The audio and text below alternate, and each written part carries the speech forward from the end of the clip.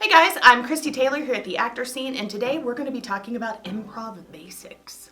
When it comes to improv, there are a few unspoken rules that you want to kind of keep to, just so that the scene will make sense not only to you and your scene partners, but also to the audience who is watching you improv for the first time. So some of those rules are anything goes. Yes, and we want to know who you are in your relationship to your partner. We also want to know your setting, where you are. There's got to be some kind of problem and some sort of solution or a possible resolution to that issue at hand. So to touch base a little deeper on those, if you get into an argument with your partner, it's so easy to be like, yes, no, yes, no, yes, no. But that becomes monotonous and it becomes boring and your audience gets disinterested. And that's not what we want. We want your audience to be enthralled with what's going on, whether it be something dramatic or something funny.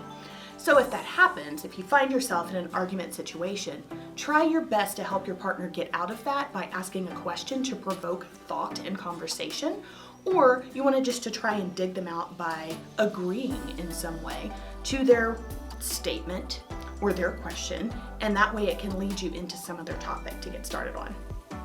In agreeing, when we say the words yes and, you really want to make sure that you pop in that word and, because not only does it continue the conversation, but it can really open up doors for your partner to just throw in something on the spot, and it just really can branch off to a new storyline or another interesting part of the story, and that gives you time to come up with something else that's creative so that your audience will be more enthralled. I think it's really important when you're doing improv to make sure that your audience knows pretty much from the get-go who you are and your relationship to those in your scene, as well as where you are. For example, if you were to just watch a scene that's happening with improvers and the first thing that's said is, "Oh my gosh, the building's on fire!" Well, me as an audience member would be like, "Oh no, that's bad." But do I really care? Because I don't know who these people are. I don't know the situation of what brought the fire on. I don't know if they've done it.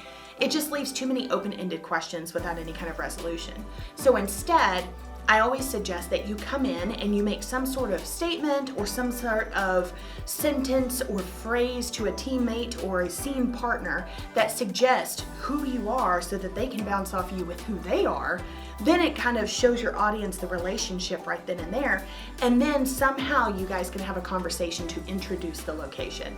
That's before the problem is ever introduced. And also in improv, you never want to go into a scene knowing the resolution to your problem because you don't know what the problem is until the scene starts. So you don't want to come in just going, "I'm going to solve this problem with this," and it not make sense if that's not the actual problem at hand.